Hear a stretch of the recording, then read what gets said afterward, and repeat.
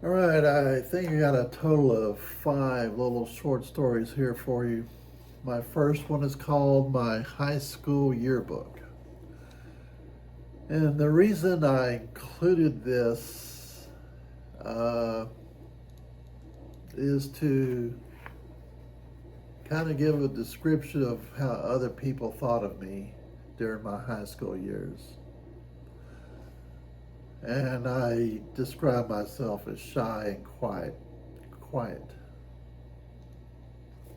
So here we go. Rhonda, I guess I'll leave the last names out, but Rhonda, last name start with a P. She said, I really haven't gotten to know you very well, even though you do live down the street from my mother. I think you're a great guy and you have a wonderful personality, but kind of quiet though. Debbie, Debbie K, last initial. I just met you this year, but I know that you're a fine person. You're quiet, and often I don't even know you're behind me. Next one here, he actually wrote Reverend Gary. I'll leave the last name off, but he did turn out to be a reverend, but that was his goal. He was one of my friends. Last initial of last name's L. He said, it's been a long year trying to reform you and all that stuff, but we are still friends, aren't we? I don't think we've lowered the food level at Piccadilly any, but we sure did try. Hope to see you next year and hope you'll learn how to ask to borrow the car. May God bless. Christy S. To a real sweet guy. Your smile's really beautiful. I haven't known you very long, but you seem to be very nice. Be good.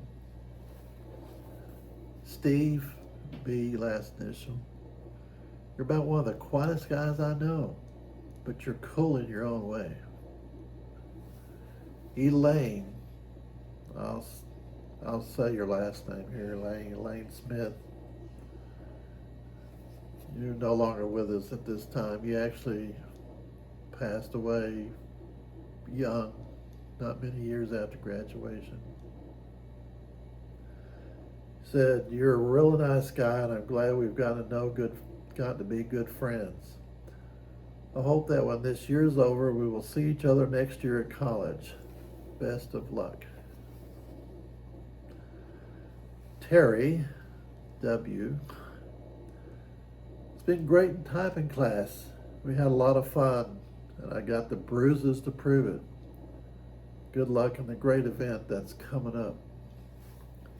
Beverly G. You're a really great guy. At the first of school, I've always wondered who that guy was that answered all the questions in class. Then we moved into the new science building. I found out. Too bad we didn't get to know each other better. Be good. Maybe we will someday. I think she liked me. As you can see, they pretty much all refer to me as being quiet. My next story is called Rumblings Before the Real Quake. Our near miss pass. This is kind of an interesting story. And this story marks an interesting event in my life before I met the person who would become my wife. And after being married and we were discussing our past, we were wondering how close we came to meeting each other in our past. And one of the possible meets occurred in November of 1974. I would have been 22 years old at the time, and Shelley would have been 15 years old. The day was around the dates of November 15th through the 17th, 1974. It was the opening day of the movie Earthquake. It was at the Grandview Cinema in Odessa. And I remember going to this movie by myself, which was unusual for me to do. It was super crowded, long lines, sold out condition. This kind of situation I normally avoid, but I ended up sitting towards the front on the right side of the theater. And the cinema installed special speakers to simulate what it would be like to be in an earthquake. It caused a vibration that you could feel. And Shelley also recalled attending this same movie on its opening day, that same day that I went on the opening day. And she sat in the middle of an aisle seat, in the middle set of seats. So we were in the same room at the same time, and we were this close to each other, not knowing that in the future our paths would cross again. And then there was another possible meeting, was when she was attending elementary school.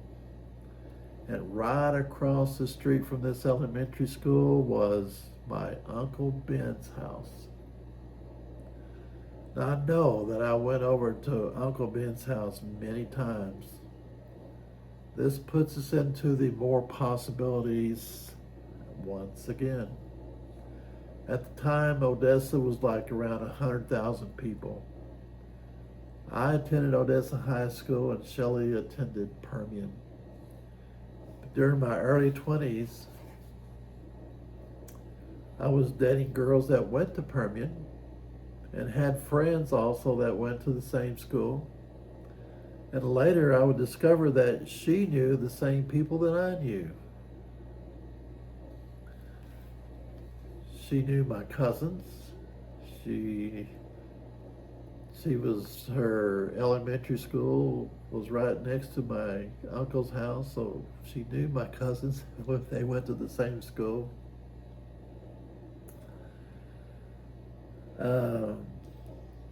Another possibility is that I live close to the stadium where all the football games were played. Shelley's brother was on a championship team, so I feel sure that she attended the same stadium over the years.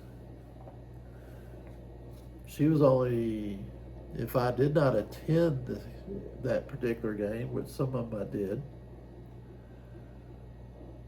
she was only a few blocks from where I lived when she attended those games. We were that close.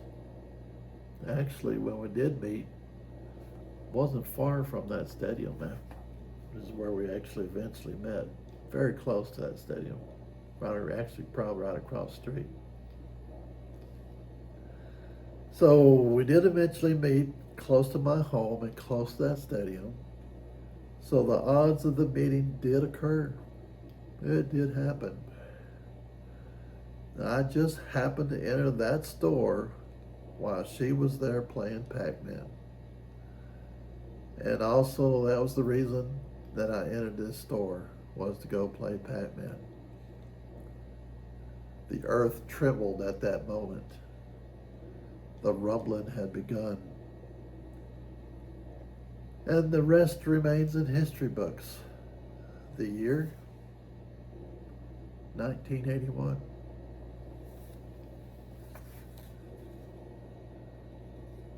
My last story here is called Being Tall.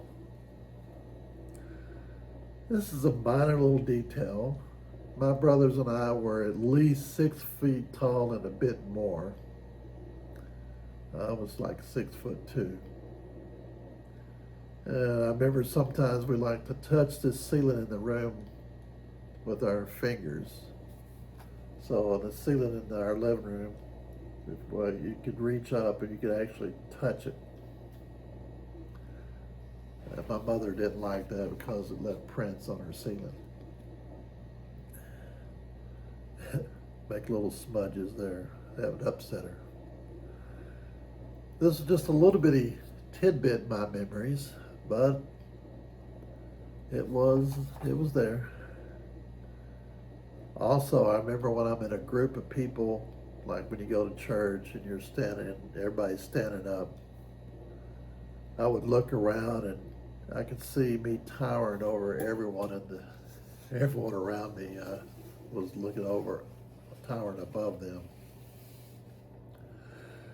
So that's the end of that story. I actually just realized I got a couple more stories here. Thought I was on the last one, but I got two more. Next story is called Sideways Motion. This incident occurred in San Antonio right off Highway 281 at the intersection of East Bassey Road. I was at a stop sign. I was waiting to turn right, I think. I was watching traffic approaching from my left. And I think a car in front of me pulled out when they shouldn't have. And the approaching car hit his brakes and lost control. This car was sliding sideways, coming right at me. And there's nothing I could do. I just had to sit there and watch it. This feeling of, oh no, this is not going to be good, came over me as I watched this car approaching me. Thankfully, this car just stopped short of reaching me. But you're definitely made aware of how quickly things can change at just a moment's notice. As you drive the highways, you know that's true. Just when you think things are going well, life can turn sideways on you in a split second. I've experienced this feeling many times over the years. Now I believe this is my last story, and the title is Windbound on the Water, How We Barely Made It Back to Shore. There was a time when Shelley and I and two of our kids rented a paddleboat on one of those hill country lakes. So we go out paddling, kind of like riding a bicycle, right? We were far out and it started to get windy. We were paddling, we were trying to get closer to shore. But with that wind blowing against us, we were just staying in the same place. We weren't moving anywhere. I recall at one point that maybe we could just paddle to the other side, kind of go with the wind, go to the other side of the lake. But in doing that, it would be so far away from where we actually rented the paddleboat. We'd be so far away from it. So this was very frustrating. We was worn out and starting to put the fear in us that how the heck are we going to get out of this situation? How are we going to get out of this? We were exhausted and we run out of steam. But our perseverance did prevail. And although we were totally exhausted, we made it to shore, not wanting to ever have this experience again. And that's the end of these stories.